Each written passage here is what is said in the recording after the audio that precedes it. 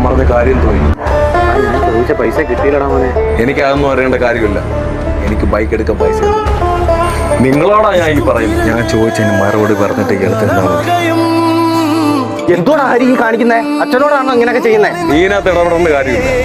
ഇയാളെ എനിക്ക് വേണ്ടി എന്തുണ്ടാക്കി തന്നു?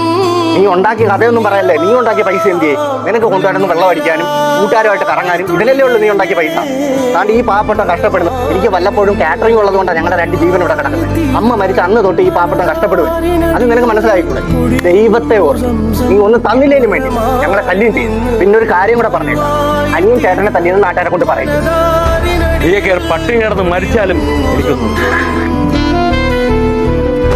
നേരത്തെ അന്നത്തിൽ ഞാൻ കിടന്ന് കഷ്ടപ്പെട്ടിട്ടുണ്ട്. എന്നൊന്നും പറഞ്ഞാൽ മനസ്സിലാവത്തില്ല. ഇതുപോലും ഇല്ലാതെ എത്ര കുടുംബങ്ങളുണ്ടെന്ന് അറിയോ? അന്നത്തിന്റെ വില മനസ്സിലാവത്തില്ല. അനുഭവിക്കും. വിഷമിക്കണ്ട അച്ഛാ.